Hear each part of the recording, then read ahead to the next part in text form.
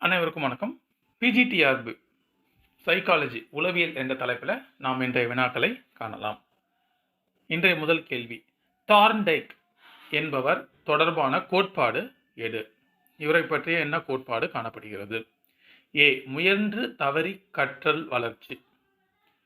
B. இயல்பு முறையாக கல்வி. சி. கல்விசார் கற்றல். டி. மறைமுக அறிவுரை பகர்தல். இதற்கு ஆன்சர் என்னன்னு பார்த்தீங்கன்னா, தார்ன்டைக் என்பவர் முயன்று தவறி கற்றல். அதுதான் சரியான விடை.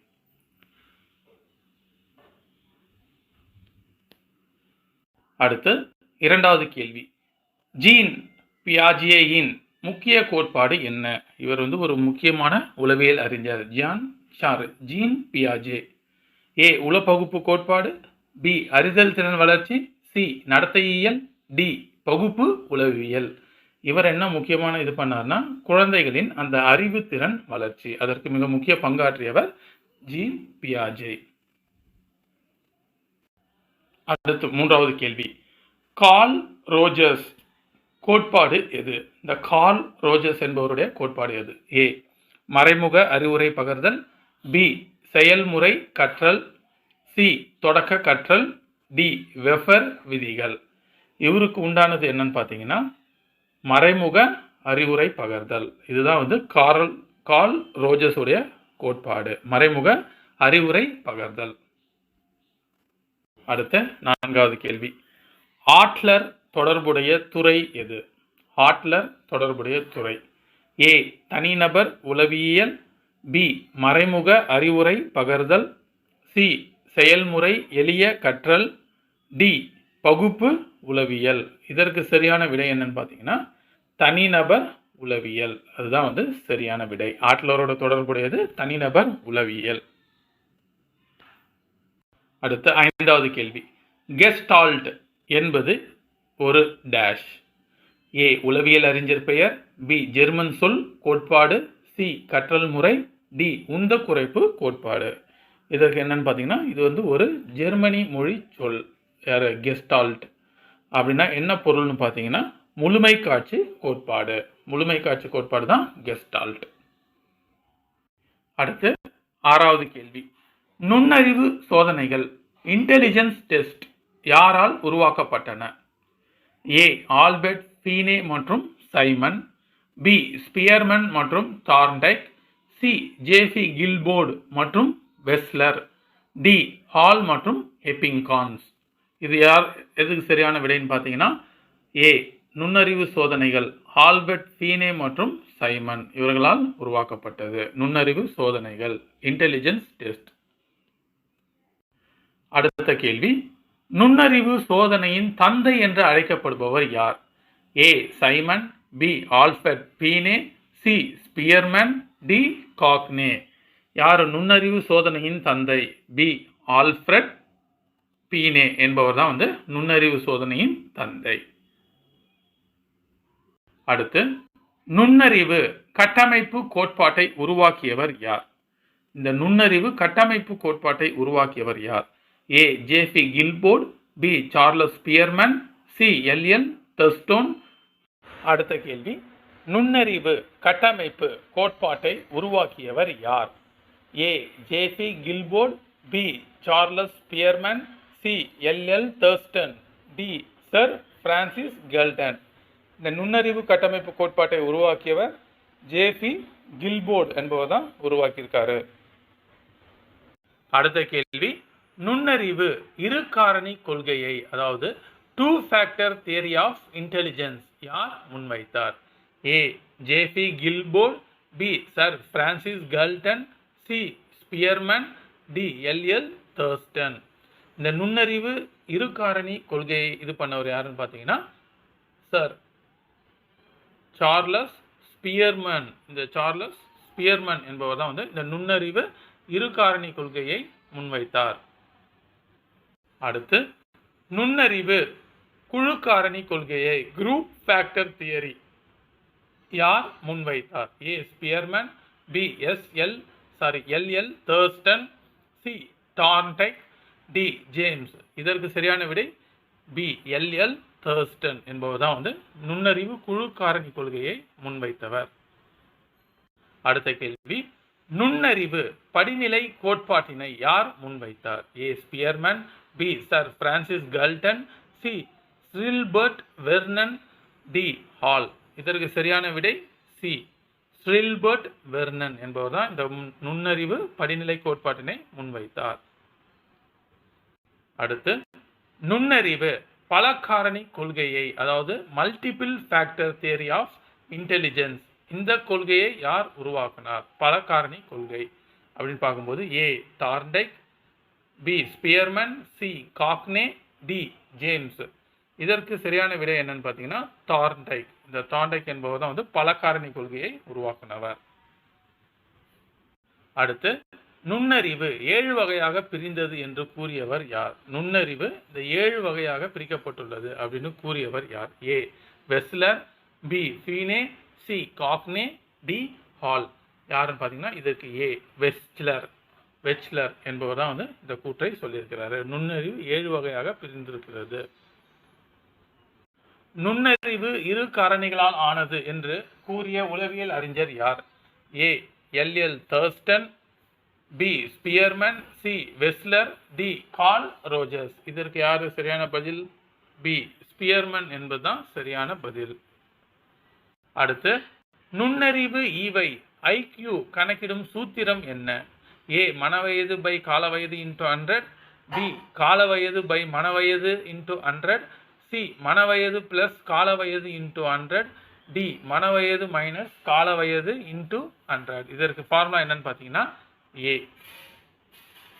மனவயது பை காலவயது இன்டூ 100. இதுதான் வந்து நுண்ணறிவு ஈவு, அதாவது ஐக்யூ அந்த கணக்கிடும் சூத்திரமாகும். மனவயது பை காலவயது இன்டூ 100. அடுத்து, நுண்ணறிவு முதிர்ச்சி எந்த வயதில் முழுமை அடையும்? இந்த நுண்ணறிவு முதிர்ச்சி என்பது எந்த வயதில் முழுமை அடையும்? ஏ. 10லிருந்து 12 வயது, பி. 12லிருந்து 13 வயது, சி. 15லிருந்து 16 வயது, டி. 18லிருந்து 20 வயது. 15லிருந்து 16 வயதுல நுண்ணறிவு முதிர்ச்சி பெறும். பதின்ம பருவத்தில் முதிர்ச்சி அடையுது. அடுத்த கேள்வி, இயல்பூக்க கொள்கையை, அதாவது இன்ஸ்டிங் தியரி யார் முன்வைத்தார்? இந்த இயல்பூக்க தியரி ஏ.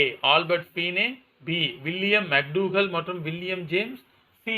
Spearman, D. எஃப்.சி. தார்ன். இதற்கு சரியான விடை இயல்பூக்க கொள்கையை முன்வைத்தவர் யாருன்னு பார்த்தீங்கன்னா வில்லியம் மக்டூகல் மற்றும் வில்லியம் ஜேம்ஸ். இவங்க தான் வந்து இந்த இயல்பூக்க கொள்கையை முன்வைத்தவர்கள்.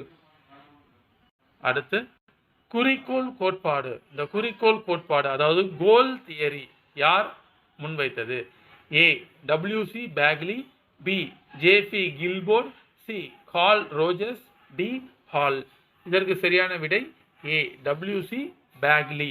இந்த பேக்லி என்பவர் தான் வந்து இந்த குறிக்கோள் கோட்பாட்டினை முன்வைத்தவர், கோல் தியரி.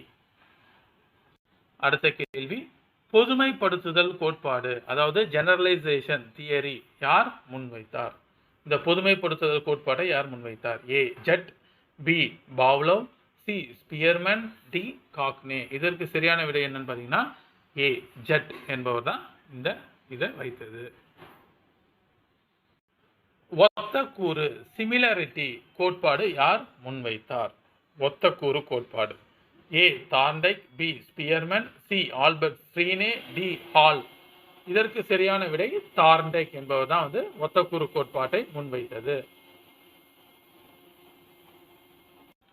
அடுத்த கேள்வி, மறத்தல் சோதனை மெமரி டெஸ்ட் யாரால் மேற்கொள்ளப்பட்டது?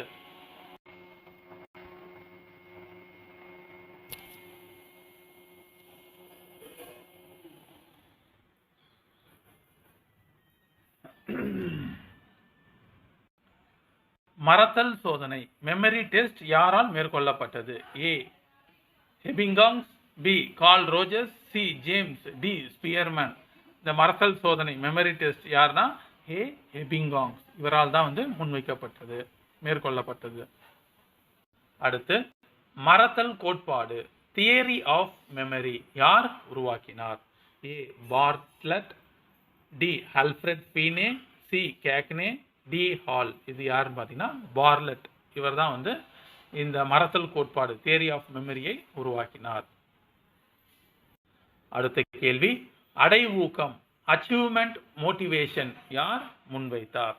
ஏ டேவிட் மெக்லிலெண்ட், அடுத்தது B Spearman, C Albert Binet, D James. இது யாருன்னு பார்த்தீங்கன்னா டேவிட் மெக்லிலெண்ட் என்பவர் தான் வந்து இந்த அடைவூக்கம் அச்சீவ்மெண்ட் மோட்டிவேஷன் என்பதை இது பண்ணாரு, முன்வைத்தது. அடுத்த கேள்வி, படிநிலை கற்றல் கோட்பாடு ஸ்டேஜ் லேர்னிங் தியரி யாரால் உருவாக்கப்பட்டது? A Gagne, B Spearman, C Hall, D ஹெர் ஹப்பிங்ஸ். இது யாரால் உருவாக்கப்பட்டதுன்னு பார்த்தீங்கன்னா படிநிலை கோட்பாடு காக்னே அவர்களால் உருவாக்கப்பட்டது. படிநிலை கற்றல் கோட்பாடு ஸ்டேஜ் லேர்னிங் தியரி. அடுத்த கேள்வி, கள கோட்பாடு இது யாரால் உருவாக்கப்பட்டது? A Kurt Lewin, B David McClelland, C James, D Albert Binet. இது யாருன்னு பார்த்தீங்கன்னா ஏ குர்த் லெவின் என்பவரால் தான் வந்து இந்த களக்கோட்பாடு ஃபீல்டு தியரி உருவாக்கப்பட்டது. அடுத்து, விருப்ப அளவு அரோசல் லெவல் அல்லது அவாநிலையை யாரால் விவரிக்கப்பட்டது? A Dembo, B Spearman, C Hall, D James. இதற்கு சரியான விடை என்னன்னு பார்த்தீங்கன்னா டெம்போ. அவர் தான் வந்து இந்த விருப்ப அளவு அல்லது அவாநிலையை விளக்கியவர். அடுத்த கேள்வி, பார்வை திரிபு காட்சி விஷுவல் இல்யூஷன் யாரால் ஆய்வு செய்யப்பட்டது? ஏ முல்லர் மற்றும் Lyer, B Spearman, C Albert Binet, D James. இந்த பார்வை திரிபு காட்சி இது யாரால் முன்வைக்கப்பட்டதுன்னா ஏ முல்லர் மற்றும் லயர் அவர்களால் தான் வந்து இது முன்வைக்கப்பட்டது. முதன்மை கற்றல் விதிகள் யாரால் உருவாக்கப்பட்டன? A Thorndike, B Pavlov, C Hall, D Spearman. இதுக்கு சரியான விடை என்னன்னு பார்த்தீங்கன்னா ஏ தார்ன்டைக் என்பவரால் தான் வந்து இந்த முதன்மை கற்றல் விதிகள் உருவாக்கப்பட்டன. தார்ன்டைக். அடுத்து, குமர பருவத்தினரின் பிரச்சனைகள் ஆய்வில் யார் பிரபலமானவர்? A Stanley Hall, B Albert Binet, C Kurt Lewin, D ஹெர் ஹப்பிங்ஸ்.